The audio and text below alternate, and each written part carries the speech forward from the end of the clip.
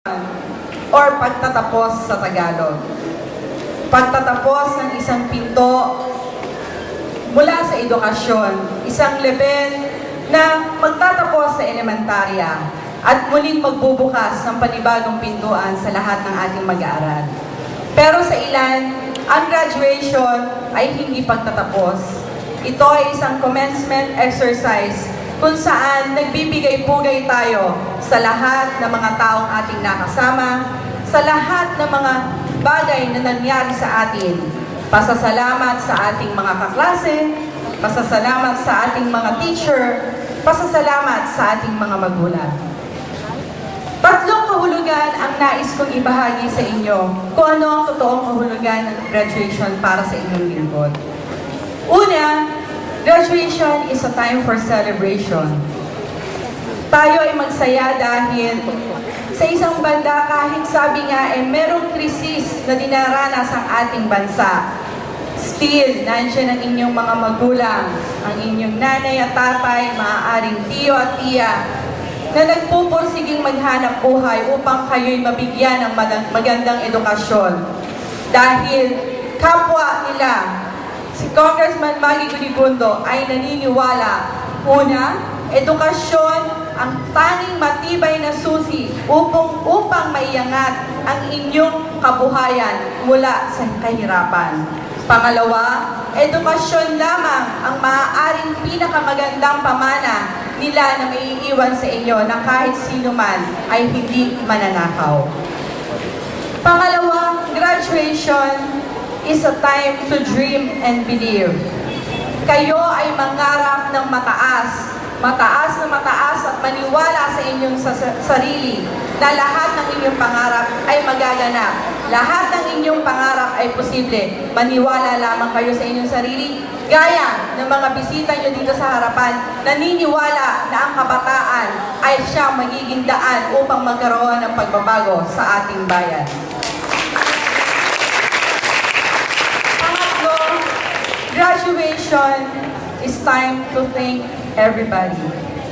Kaya ng panalangin nyo kanina, pasasalamat sa Panginoon, pasasalamat sa inyong mga guro na nagtiyaga ilang araw, 10 buwan sa loob ng 1 taon upang maibahagi ang kanilang kaalaman ng maragdagan ng inyong kaalaman. Para sa pagtanda ninyo, by the time na marating ninyo ang kanilang mga edad, mas marami pa kayong malaman sa kanila. At later on, kayo naman ang mag-share ng kaalaman sa mga susunod pang henerasyon. Kaya't mga bata, aking hinihiling, palakpakan ninyo ng malakas ang inyong mga guro na nagsipag at nagsiyaga upang kayong maturuan.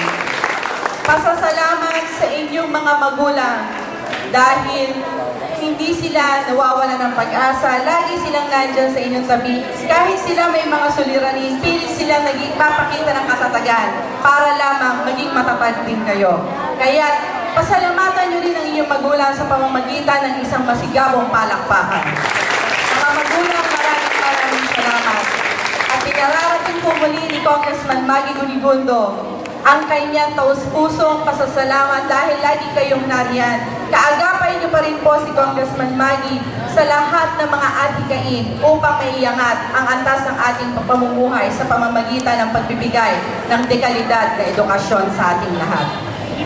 Muli, sa ngalan ni Congressman Maggie Gunibundo, kasama si Boy Carion, Mar Morelos, Cecil Mayo, Moises Beltran, Mary Ann Ken de la Rama Manalaysay, Johnny Tan, Tyson C, at ang inyong lingkod, Jasmine Antonio. Bago ko po banggitin ang aking final awards, nais ko lamang pong i-acknowledge ang pagdating din ng ating pang-isang kasamahang konsehal na kabarangay din po natin, Councilor Adrian Dapat.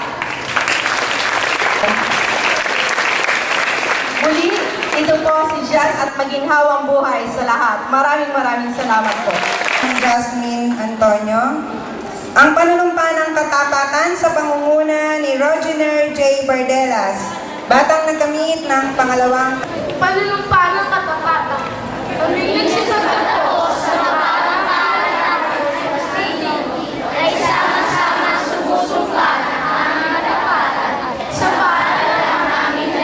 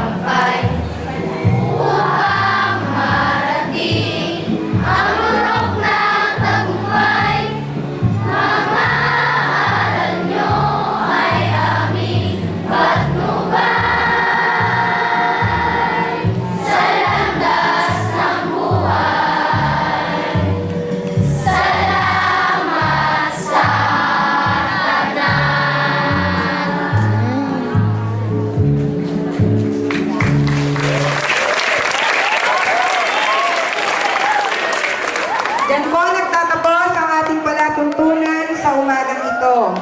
Ang paglabas ng mga panauhin, mga guro at mga nagsipagtapos. Ipinagbibigay alam po ang pagdating ni Konsihala Kay Galang Cosetel.